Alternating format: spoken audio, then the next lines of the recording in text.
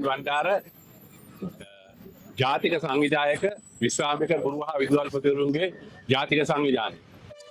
වසර 28ක් පැරණි ගැටලුවක් සම්බන්ධයෙන් තමයි අද මේ ස්ථානයේ විශ්‍රාමික ගුරු හා විදුහල්පතිවරුන් රැස් වෙලා මේ බලපෑම කරන්නේ. 1997 බීසී පෙරේරා වැටුප් කොමිසම විසින් සමස්ත රාජ්‍ය සේවයකම 60%ක වැටුප් වැඩි කිරීමක් කරා.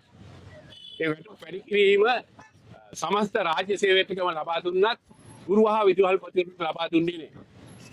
මේ අසාධාරණ සම්බන්ධයෙන් සක්‍රීය සේවයේ ඉන්නකොටත් මේ ගුරු හා විදුහල්පතිවරුන් පැවති රජයන්ට විවිධ බලපෑම් කරා.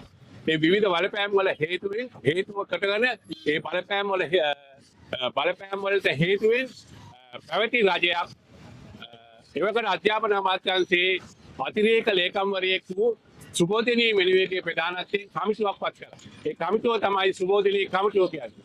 මේ සුබෝධිනී කමිටුව මේ 97 ඉඳලා විශ්‍රාමික ගුරු හා විදුහල්පතිවරුන්ට ඇති වූ අසාධාරණ පිළිබඳව විමර්ශනයක් කරලා මේ විමර්ශනයෙන් පස්සේ වාර්තාවක් ඉදිරිපත් කරා. ඒ වාර්තාව තමයි සුබෝධිනී කමිටුව වාර්තාව කියන්නේ. ඒ වාර්තාවෙන් සුබෝධිනී කමිටුව පිළිගත්තා 1997 ඉඳලා මේ ගුරු හා විදුහල්පතිවරුන්ට විශාල අසාධාරණයක් වෙලා තියෙනවා. ඒ අසාධාරණය වහාම විසඳිය යුතුයි කියලා. ඒ සඳහා වුන් යෝජනා කරා වැටුප් ක්‍රමයක්. ඒ වැටුප් ක්‍රමය තමයි සුබෝධිනී කමිටුවේ යෝජනා කියන්නේ. ඒ සුබෝධිනී කමිටුවේ යෝජනා 2022 ජනවාරි මාසයේ සිට ක්‍රියාත්මක කරා සක්‍රීය සේවයේ ඉන්න ගුරුවරුන්ට. ඒ සුබෝධිනී කමිටුවේ යෝජනාවලින් 60%න් 20ක් තමයි එදා ජනවාරි මාසයේ 2022 ලබා දුන්නේ.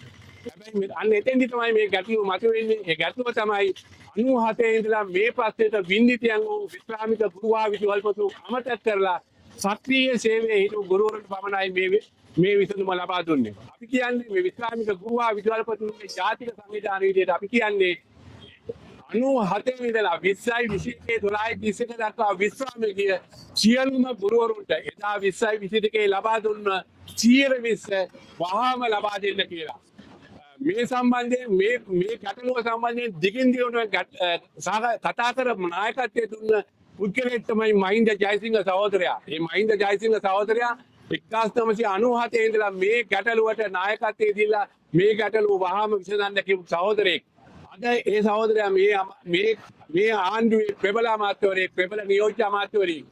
එතුමා අද නිහඬයි. අපි කියනවා වහාම මේ ගැටලුවට එදා වගේ වහාම මැදිහත් වෙලා වහාම 20යි 26 අයවැයෙන් මේ ගැටලුව විසඳලා ඉවරලා මේ ගුරුවරුන් විදුහල්පතිවරුන්ට වහාම සාධාරණයක් ඉෂ්ට කරන්න කියලා. 20යි 24 මහරගම තරුණ සේවා සභා ශාලාවේදී විශ්‍රාමික මහා සමුළුවක් පැවැත්වුවා. ඒ මහා සමුළුවට වර්තමාන ජනාධිපති අනුර කුමාර දිසානායක සහෝදරයා පැමිණියා. ඒ සහෝදරයා පොරොන්දු වුණා එදා මේ ගැටලුව විසඳනවා කියලා. අපි කියන්නේ අන්නේ පොරොන්දුව ඉෂ්ට කරමින් 20යි 26 අයවැයෙන් වහාම මේ ගැටලුව විසඳලා මේ ගුරු හා විදුහල්පතිවරුන් සාධාරණයක් ඉෂ්ට කර දෙන්න කියලා.